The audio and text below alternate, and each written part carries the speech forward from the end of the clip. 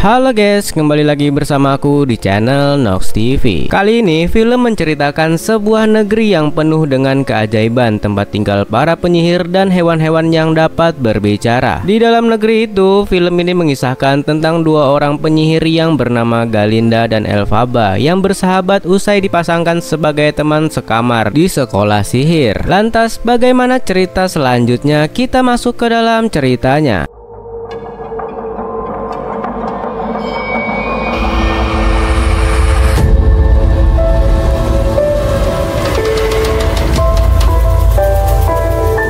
Di sebuah negeri ajaib yang bernama Negeri Oz, istri gubernur yang bernama Pak Drop berselingkuh dengan seorang pria di saat suaminya pergi bekerja. Alhasil, istri gubernur itu hamil dan melahirkan. Semua orang di sana terkejut melihat bayi yang baru lahir, sekujur tubuhnya berwarna hijau. Bayi itu diberi nama Elphaba. Selain memiliki kulit yang berwarna hijau, bayi itu juga secara ajaib bisa menerbangkan benda-benda yang berada di dalam ruangan. Bayi El memiliki kemampuan sihir sejak lahir. Beberapa tahun kemudian, istri gubernur kembali hamil. Pak Gubernur yang tidak ingin memiliki anak berkulit hijau lagi menyuruh istrinya untuk mengkonsumsi bunga susu yang sangat banyak. Namun, hal itu membuat putri keduanya yang bernama Nessa Rose memiliki kaki yang kecil sehingga dia tidak bisa berjalan karena cacat sejak lahir. Di samping itu, istri gubernur akhirnya meninggal saat melahirkan putri keduanya itu. Dan pada suatu hari di saat Elphaba sedang menemani Nessa bermain, dia membacakan tentang penyihir agung yang tinggal di kota Zamrud. Menurut legenda, penyihir agung bisa mengabulkan semua permintaan. Elphaba sangat ingin bertemu dengan penyihir agung dan memintanya untuk merubah warna kulitnya menjadi sama seperti yang lain. Tiba-tiba segerombolan anak datang dan mengejek Elphaba kecil hingga membuat Nessa menangis. Elphaba yang marah tidak sengaja mengeluarkan kekuatannya, menggerakkan batu-batu dan melempari anak-anak itu. Saking seringnya dibully, hal itu membuat Elphaba menjadi anak yang tertutup. Beberapa tahun kemudian, setelah Elphaba dan Nessa dewasa, Elphaba mengantar Nessa mendaftar ke Universitas Sekolah Sihir nomor 1 di negeri Oz. Semua orang ketakutan di saat pertama kali melihat Elphaba yang berwarna hijau. Di sini juga ada seorang mahasiswi baru yang bernama Galinda. Galinda merupakan gadis yang cantik dan ramah kepada semua orang. Melihat penampilan Elphaba yang aneh, Galinda pun merasa kasihan. Dia berkata suatu hari nanti setelah dia bisa menjadi penyihir yang hebat, dia akan membantu merubah penampilan Elphaba. Namun Elphaba malah tersenyum karena Galinda menjanjikan sesuatu yang belum tentu bisa ia lakukan. Lalu Pak Drop yang khawatir meninggalkan Nessa sendirian, akhirnya menyuruh Elphaba untuk mengikuti adiknya, yaitu sampai ke dalam kamar. Awalnya Elphaba menolak karena dia bukan mahasiswi baru, namun Pak Drop bersikeras dan pada akhirnya Elphaba bersedia untuk mengantar Nessa ke dalam kamarnya. Dan semua mahasiswa pun berkumpul di aula untuk mendengarkan pidato sambutan dekan kampus yang bernama Nyonya Morrible. Setelah pidato selesai, para mahasiswa itu pun melihat daftar pembagian kamar masing-masing. Di saat semua orang sibuk mencari kamarnya, Galinda menghampiri Nyonya Morrible. Galinda sangat mengidolakan Nyonya Morrible, namun Nyonya Morrible sangat tidak peduli untuk menanggapinya karena dia hanya akan mengajar kepada murid yang memiliki bakat yang sangat hebat. Sementara itu, seorang petugas berniat membantu Nessa untuk menuju kamarnya, namun Elphaba melarang karena dia sudah berjanji kepada ayahnya untuk mengantar Nessa menuju ke kamarnya. Melihat petugas itu merebut Nessa secara paksa, Elphaba yang marah lalu mengeluarkan sihirnya. Dia membuat Nessa melayang mendekatinya dan menggeser meja kursi yang ada di sana, membuat semua orang sangat ketakutan. Nessa kemudian malu karena Elphaba terlalu protektif kepadanya. Nessa kemudian pergi. Kejadian ini membuat Nyonya Morrible takjub kepadanya. Dia melihat bakat yang luar biasa di dalam diri Elphaba. Dia pun menerima Elphaba menjadi mahasiswa di sana. Nyonya Morrible sendiri yang akan menjadi guru Elphaba. Nyonya Morrible lalu menyuruh Galinda berbagi kamar dengan Elphaba. Namun Elphaba berkata kalau dia tidak bisa menerima tawaran ini karena ayahnya pasti tidak akan mengizinkannya. Nyonya Morrible pun menyuruh Elphaba tidak usah usah khawatir, dia yang akan memintakan izin dan Nyonya Morrible melihat potensi yang besar pada diri Elphaba. Nyonya Morrible akan membantu Elphaba agar bisa mengendalikan kekuatannya itu. Budekan yakin Elphaba pasti akan bisa menjadi penyihir yang hebat dan setelah itu dia akan bisa bertemu langsung dengan penyihir agung Oz. Elphaba pun langsung setuju untuk bersekolah di sana karena bertemu penyihir agung adalah cita-citanya sejak kecil. Dan di saat Elphaba masuk ke dalam kamar, tempat itu sudah dipenuhi dengan barang-barang milik Galinda. Galinda pun beralasan awalnya dia memesan kamar pribadi, jadi dia sudah terlanjur membawa barang-barangnya ke dalam kamar. Galinda lalu menunjukkan ruangan sempit untuk Elphaba. Elphaba yang tidak bisa terima langsung menggeser barang-barang milik Galinda yang ada di sana. Galinda yang penasaran kemudian bertanya bagaimana caranya Elphaba menggerakkan barang-barang di aula tadi. Galinda ingin bisa melakukannya juga agar dia bisa menjadi murid Nyonya Morrible, namun Elphaba yang terganggu lalu berteriak kalau dia juga tidak tahu bagaimana caranya. Tiba-tiba jendela kamar di sana pecah. Ternyata hingga saat ini Elphaba belum bisa mengendalikan kekuatannya sendiri. Sejak saat itu Galinda dan Elphaba tidak akur. Mereka berdua saling menjahili satu sama lain. Galinda semakin cemburu ketika melihat Elphaba dekat dengan Nyonya Morrible. Pada suatu hari Galinda dan Elphaba mengikuti pelajaran sejarah yang diajarkan oleh dosen berwujud kambing yang bernama Dr. Dilamon. Di sini semua orang tertawa karena dosen itu memanggil Galinda dengan nama Glinda. Karena bentuk mulutnya yang tidak sama seperti manusia, Galinda pun protes karena yang lain bisa menyebut namanya dengan benar. Elphaba kemudian membela Dr. Dilamon. Elphaba berkata kalau di dunia ini tidak semua orang itu sama. Dr. Dilamon kemudian memberitahu kalau dia adalah satu-satunya profesor hewan yang masih mengajar di negeri Oz. Dia bercerita dahulu kala di negeri Oz ini ada banyak hewan-hewan yang sangat pintar seperti manusia. Namun semua itu berubah setelah negara api menyerang. Bukan guys ya, karena bencana kekeringan besar. Manusia yang kelaparan menjadi marah. Mereka mulai menyalahkan para hewan. Sejak saat itu mulai banyak muncul ujaran kebencian kepada para hewan-hewan yang cerdas. Di saat Dr. Dilamon menyiapkan papan tulisan, di papan itu ada tulisan yang berbunyi seharusnya hewan-hewan hanya dilihat bukan didengar. Semua orang pun kaget. Itu adalah ujaran kebencian kepada hewan-hewan yang pintar. Dr. Dilamon yang marah lalu membubarkan kelas. Semua orang pun pergi kecuali Elphaba. Elphaba yang kasihan kemudian membantu Dr. Dilamon merapikan ruangan. Dr. Dilamon pun berterima kasih karena Elphaba peduli dengannya. Keesokan harinya Elphaba diajari Nyonya Morrible menggunakan kekuatan sihir untuk membuat koin yang ada di sana bisa terbang. Namun sudah berusaha dengan keras, Elphaba tidak bisa menerbangkan koin itu. Nyonya Morrible kemudian bertanya mengenai kejadian di dalam kelas Dr. Dilamon kemarin. Elphaba yang merasa kasihan kepada Dr. Dilamon pun marah. Dia berkata tidak ada satu orang pun di dunia ini yang berhak menghina orang lain karena penampilannya yang berbeda. Tiba-tiba barang yang di sana mulai bergetar. Akhirnya koin yang berada di sana terlempar dan memecahkan kaca. Nyonya Morrible pun sangat terkesan melihat itu. Penderitaan dan perlakuan buruk yang dialami Dr. Dilamon semakin memperkuat keprihatinan Elphaba. Suatu hari dia diam-diam mengikuti Dr. Dilamon pulang dan menyaksikan bagaimana hewan yang dapat berbicara diperlakukan dengan kejam oleh manusia. Ia juga menyadari adanya usaha sistematis untuk menghapus keberadaan hewan-hewan tersebut dari masyarakat. Lebih tragis lagi, Elphaba menemukan bahwa mereka perlahan kehilangan kemampuan berbicara.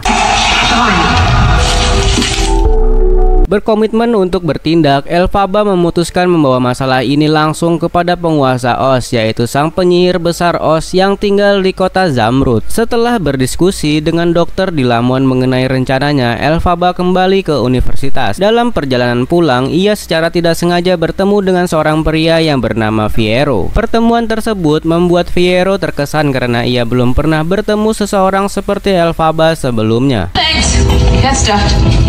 Keesokan harinya yang ternyata Fiyero satu kelas dengan Galinda dan yang lain. Galinda pun langsung caper menjadi guide mengantar Fiyero berkeliling kampus. Saat mereka berdua masuk ke dalam perpustakaan, Fiyero melihat Elphaba berada di sana. Fiyero kemudian mengajak Galinda dan seluruh teman kelasnya untuk pergi ke pesta dansa di Osdasfalrum malam ini. Sebenarnya para siswa ingin pergi ke pesta dansa, namun mereka takut akan dimarahi pihak sekolah. Fiyero kemudian menyuruh mereka tidak usah khawatir agar dia yang akan bertanggung jawab jika ada apa-apa. Singkat cerita, Galinda dan teman-temannya bersiap untuk pergi ke pesta dansa. Awalnya Elphaba enggan menghadiri acara tersebut, namun Galinda terus meyakinkannya, bahkan memberikan topi penyihir sebagai hadiah dengan harapan topi itu akan membuat Elphaba terlihat cantik.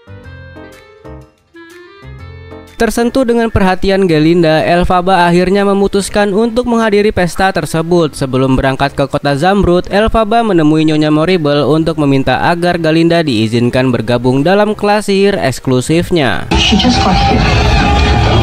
Galinda pun sangat senang, akhirnya dia bisa menjadi murid Nyonya Morrible dan beberapa saat kemudian Elphaba datang ke tempat dansa memakai pakaian hitam dan topi pemberian Galinda. Semua pengunjung pun menertawakan kostum Elphaba itu, namun Elphaba tidak memperdulikannya. Dia kemudian mulai menari, gerakannya yang sangat aneh membuat orang semakin menertawakannya. Melihat Elphaba dibully, Galinda pun merasa kasihan. Galinda yang merasa berhutang budi akhirnya maju menemani Elphaba menari dengan gerakan-gerakan yang aneh.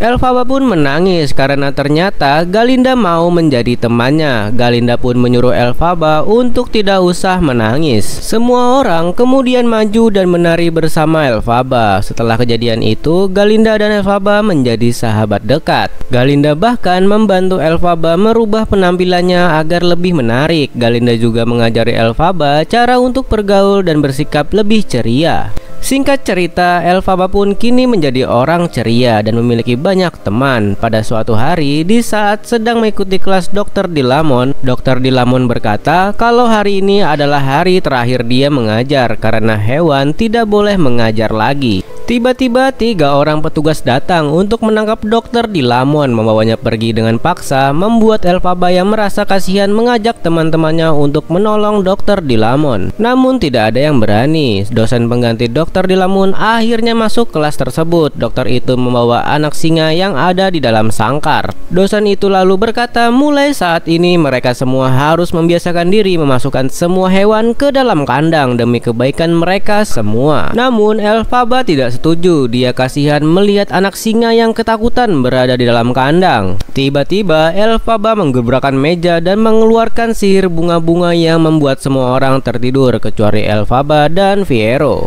Elphaba pun meminta bantuan Fiyero untuk menyelamatkan anak singa itu. Mereka berdua pun langsung membawa anak singa itu masuk ke dalam hutan. Beberapa saat kemudian Nyonya Morrible terkejut melihat semua orang dalam keadaan tertidur. Dia langsung tahu kalau itu adalah ulah Elphaba. Nyonya Morrible pun langsung menuliskan surat kepada penyihir agung Oz. Dia memberitahu kalau kemampuan Elphaba kini sudah meningkat drastis. Setelah itu Elphaba menerima undangan istimewa untuk mengunjungi kota Zamrud, suatu kehormatan yang hanya diberikan kepada orang-orang pilihan. Berita ini disambut dengan antusias oleh Elphaba dan teman-temannya. Saat ia bersiap untuk perjalanan tersebut, beberapa orang termasuk Fiyero datang untuk mengantarkan kepergiannya. Ketertarikan Fiyero terhadap Elphaba semakin dalam, terutama karena sifatnya yang penuh kasih dan keberaniannya dalam membela yang lemah. Sebelum naik kereta yang dikirim untuk menjemputnya, Elphaba menunjukkan kemurahan hatinya untuk mengundang Galinda untuk ikut serta ke kota Zamrud. Sesampainya di kota Zamrud, Elphaba dan Galinda disambut keindahan kota penuh dengan nuansa hijau serta penduduk yang tampak ramah dan hangat. Sambutan meriah menandai kedatangan mereka, mencerminkan rasa hormat besar dari pemerintah setempat. Setelah perayaan tersebut, mereka dibawa ke gerbang besar. Saat berjalan melewati koridor megah, mereka melihat deretan tentara monyet yang berjaga menciptakan suasana mencekam. Hal ini membuat Elphaba mulai meragukan keputusannya untuk bertemu sang penyihir Oz. Saat mereka memasuki aula yang luas, Elphaba dan Galinda terkejut oleh penampakan wajah raksasa yang menakutkan. Namun ketika Elphaba memperkenalkan diri, rahasia di balik sosok itu terungkap. Sang penyihir besar Oz ternyata hanya seorang pria yang tampak ramah dan sederhana. Ia menyambut mereka dengan penuh keramahan, tetapi segera meminta bantuan Elphaba untuk menggunakan kekuatan magisnya demi memperkuat kemajuan kota Zamrud. Sayangnya, Tujuan ini bertolak belakang dengan tekad Elphaba untuk mengakhiri penindasan terhadap hewan yang dapat berbicara. Untuk mendapatkan kepercayaan Elphaba, sang penyihir memberikannya tugas sederhana menggunakan sihir untuk menghidupkan benda mati. Ia memberikannya buku yang berjudul Rias yang berisi mantra-mantra tingkat lanjut. Dan kemudian Elphaba berhasil menyelesaikan tugas tersebut.